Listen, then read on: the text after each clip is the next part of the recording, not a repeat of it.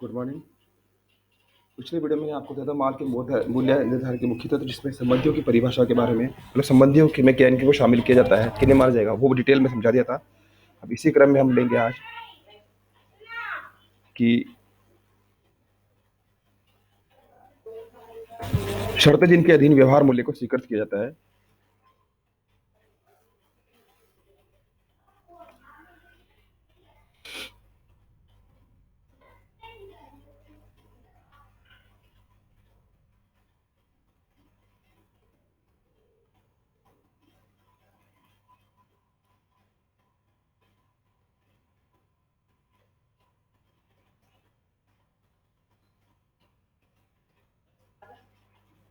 देखिए क्या क्या चीज़ें।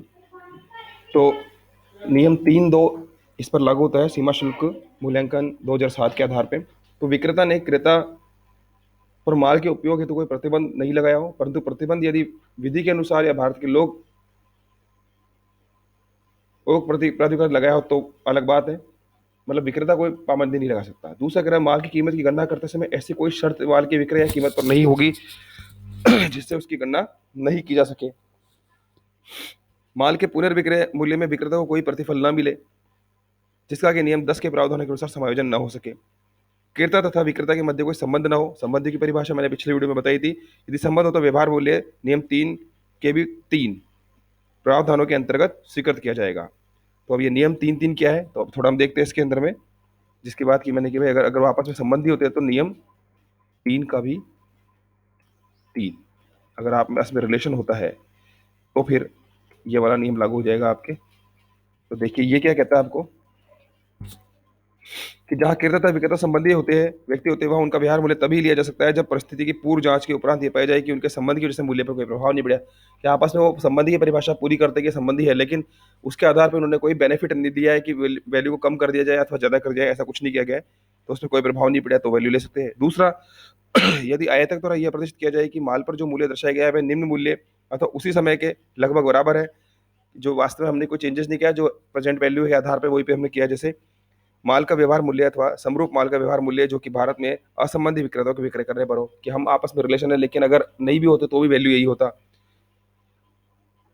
या आपको तदनुरूप माल सम, अथवा समरूप माल का निग, निगमनात्मक मूल्य या तदनुरूप माल अथवा समरूप माल का संगठित मूल्य, यद्यपि उपरोक्त तुलनात्मक मूल्य की गणना करने में वाणिज्यिक स्तर, गुणवत्ता स्तर नियम 10 के प्रावधानों के समायोजन विक्रेता द्वारा विक्रय से संबंधित व्यय की गई लागत जब तक संबंधी नहीं हो को एक स्तर एक ध्यान में रखा जाना चाहिए। तो इस प्रकार से उपनियम बी एक है, उसके आधार पर किसी वैकेश वैक्षिक वैकल्पिक मूल्य की स्थापित नहीं की जानी चाहिए। मतलब कोई वैकल्पिक मूल्य नहीं होना चाहिए, कहने का सेंस है।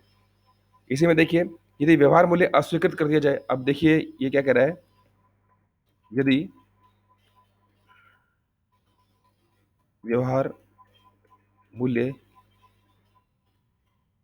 अस्वीकृत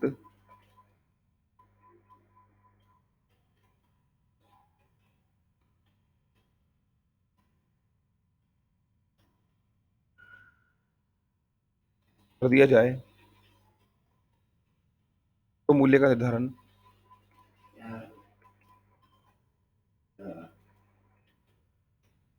नियम 4 से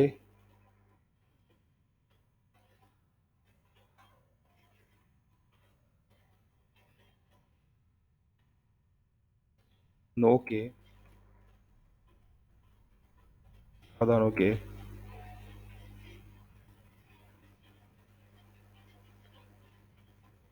आधार पर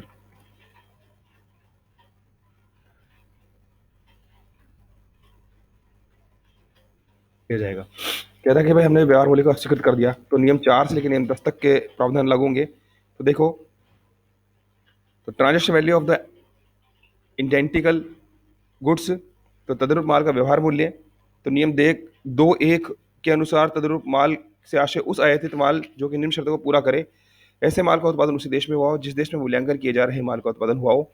दूसरा कह रहा है, माल गुणवत्ता एवं भौतिकता की दृष्टि से मूल्यांकन किए जा रहे माल के समान ही हो।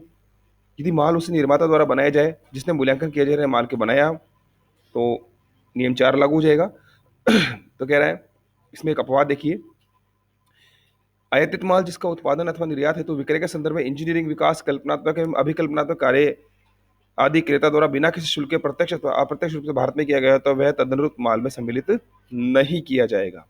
तो इस अपवाद को छोड़कर बाकी होगी। तो इसमें कह रहा है कि फिर मूल्यांकन, तो मूल्यांकन नियम 4 के अनुसार होगा, तो माल जो भारत में आयात किया गया हो और जो भारत में निर्यात है तो उसी समय बेचा गया हो कि व्यवहार मूल्य के बराबर होगा। दूसरा, जब तदनुरूप माल का व्यवहार मूल्य लिया जाता है तो वाणिज्यिक स्तर और समान मात्रा में आयातित माल में तुलना होगी, लेकिन अगर वाणिज्यिक स्तर या समान मात्रा नहीं है तो इसके अंतर का समायोजन करने के बाद जो मूल्य आता है उस मूल्य को माल के मूल्यांकन के लिए लिया जाएगा। तो नियम 4 के लागू करने पर अगर तदनुरूप माल के एक से ज्यादा व्यवहार मूल्य मिलते हैं तो सबसे कम वाले मूल्य को ही लिया जाएगा। तो यहाँ इन्होंने एक बेनिफिट दे दी जो असेसी के पक्ष में कि अगर अलग अलग वैल्यू मिलते हैं हमारे को तो हम सबसे कम वाला लेंगे ताकि टैक्स लाइबिलिटीज उसके ऊपर सबसे कम इम्पोज हो सके ड्यूटीज। तो ये चीज थी। एक देखिए इसी में देखा है आपने को, तो नियम 4 था, नियम 4 तो था, बता देता हूँ ये अभी जो हमने पढ़ा ये था तदनुरूप माल का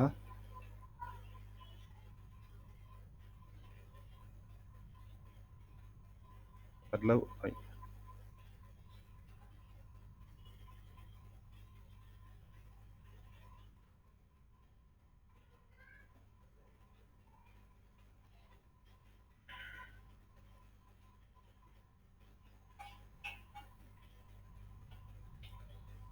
माल का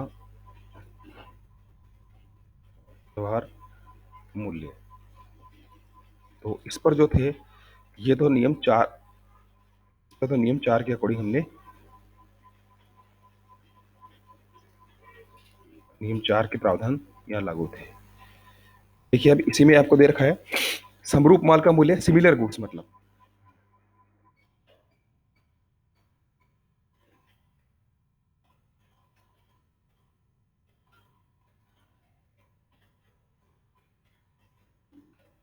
जो लागू होगा वो आपके नियम 5 लागू होगा।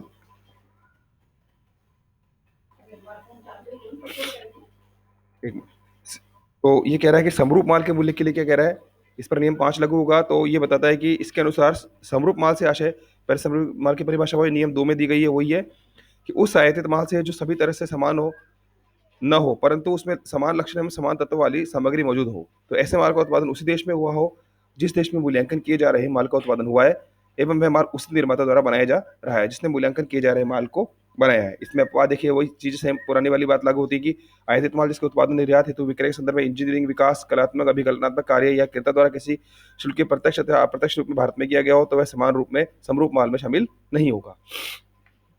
वैल्यूएशन देखिए इसकी नियम 5 के अनुसार, तो नियम 5 के अनुसार आयातित माल का मूल्य समरूप माल जो भारत में आयात किया गया हो और भारत में निर्यात हेतु उसी समय बेचा गया हो के व्यवहार मूल्य के बराबर होगा।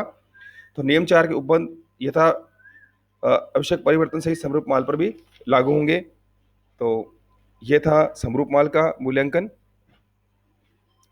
इसी क्रम में तो आयातित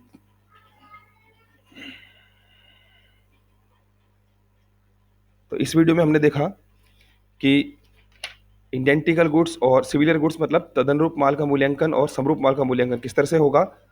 तो थैंक यू वेरी मच।